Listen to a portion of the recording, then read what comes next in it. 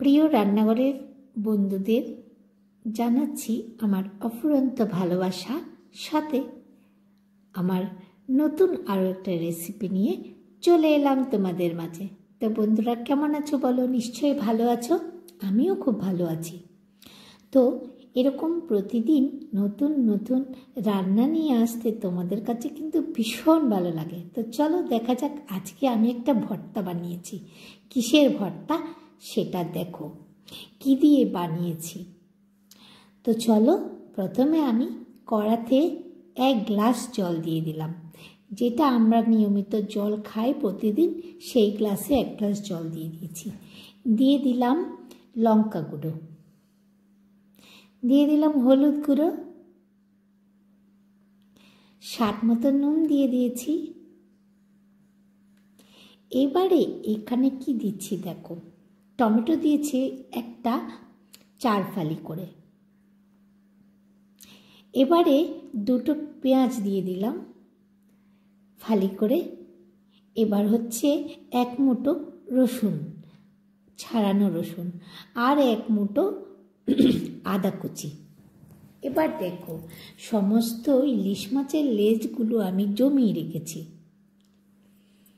লেজগুলো ধুয়ে পরিষ্কার করে নিয়ে আমি এখানে দিয়ে দিচ্ছি।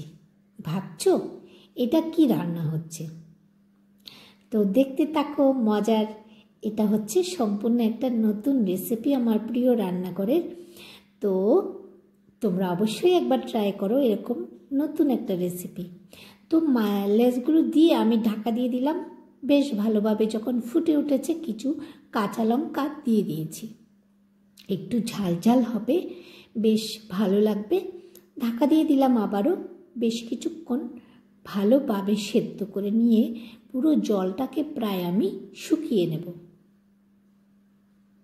তো যত শুকিয়ে আসবে তত কিন্তু আঁচটা কিন্তু ছোট করে দেবে, নাহলে নিচে লেগে যেতে পারে। দেখতে পাচ্ছ মাছগুলো ছিঁড়ে যাচ্ছে, মানে আমি চামচ দিয়ে যখন টানছি তখন খুলে আসছে মাছগুলো।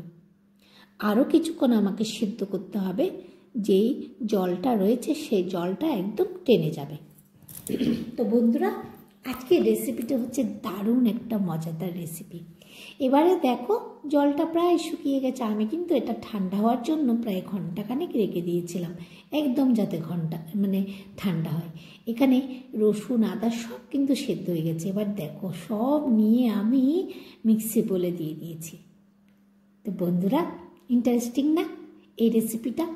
চলো এবার দেখো কি সুন্দর পেস্ট করে নিচ্ছি। এত টাকা দিয়ে ইলিশ মাছ কিনে তার কাঁটাগুলোও ফেলবো না ভেবে এই রেসিপি আজকে বানিয়েছি।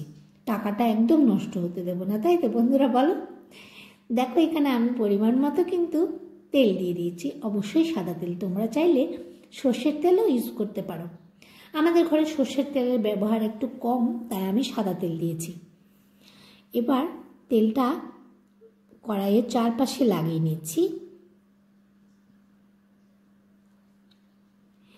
লাগিয়ে নিয়ে এবার দেখো কি দিচ্ছি। আমি 1 বাটি পেঁয়াজ কুচো করে নিয়েছিলাম, সে পেঁয়াজ কুচোটা তেলের মধ্যে দিয়ে দিয়েছি। তো বন্ধুরা, আজকে এই ভিডিওটা যদি তোমাদের ভালো লাগে, অবশ্যই নতুন হলে আমার চ্যানেলটিকে সাবস্ক্রাইব করে বেল আইকন কিন্তু অবশ্যই প্রেস করে রাখো, এত সুন্দর সুন্দর রান্না পেতে হলে বা রেসিপি দেখতে হলে। তো চলো পেঁয়াজটাকে আমি বেশ ভালোভাবে ভেজে নেব। তো বন্ধুরা, এই রেসিপিটি ভালো লাগলে একটা অবশ্যই লাইক করে দিও, আর একটা সুন্দর কমেন্ট করো, লাভলি লাভলি। আর হচ্ছে তোমার বন্ধুদের সাথে একটুখানি শেয়ার করে দিও।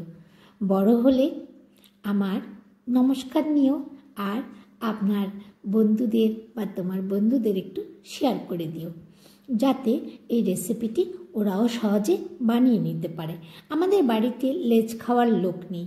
লেজটা খেতে বললে এই বলে খাবে না, এই বলে খাবে না। আমার নিজেরও কিন্তু পছন্দ না, প্রচুর কাঁটা থাকে ইলিশ মাছের লেজের মধ্যে। যে কোনো মাছের লেজে একটু কাঁটাই থাকে, তো আমি অত কাঁটা বেছে খেতে পারি না। ভাবলাম কাঁটাটা পুরো পিষেই খেয়ে নেব, তাই জন্যই আজকে দেখো কি করেছি। তো বন্ধুরা, লেজ ভর্তা, ইলিশ মাছের লেজ ভর্তা বানিয়েছি। তো অবশ্যই কিন্তু ট্রাই করো। আমাদের বাড়িতে বর্ষাকালে মাছ হলেই হবে ইলিশ মাছ।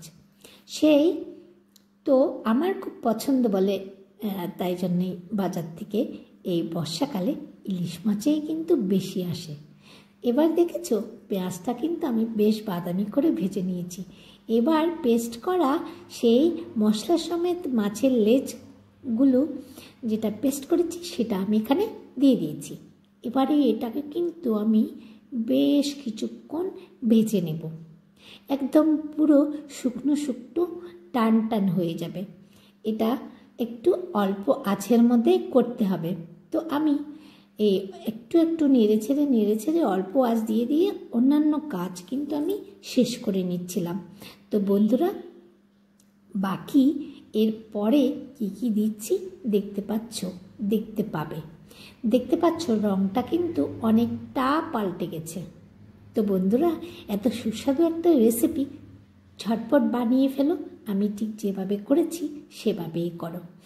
তো এবার লাস্টে কিন্তু আমি আরও একটা জিনিস মিক্স করব, তোমরা কিন্তু ছেড়ে যেও না। আজকের ভিডিওটা কিন্তু প্রায় ছোটই দিয়েছি, তো তোমরা একটু স্কিপ করে দেখো না, দেখতে থাকো।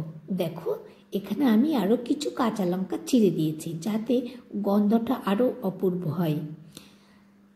ঝালটা তো একটু বেরোবেই, তো আর গন্ধটাও কিন্তু ভীষণ সুন্দর হয়ে যাবে। তো বন্ধুরা, এত সুন্দর রেসিপি পেয়ে নিশ্চয়ই তোমরাও খুশি হয়েছো না? আমি কিন্তু একটা পয়সাও নষ্ট করিনি। আঁশটা যদি খাওয়ার হতো আঁশটাও খেয়ে নিতাম, যেহেতু আঁশটা খাওয়ার জিনিস না তাই আঁশটা ফেলে দিয়েছিলাম। তো বন্ধুরা, এবার দেখো বেশ কিছু ধনেপাতা দিয়ে দিয়েছি। ধনেপাতা দিয়ে আরও কিছুক্ষণ আমি একটু উল্টে পাল্টে এটাকে আরও ভেজে নেব।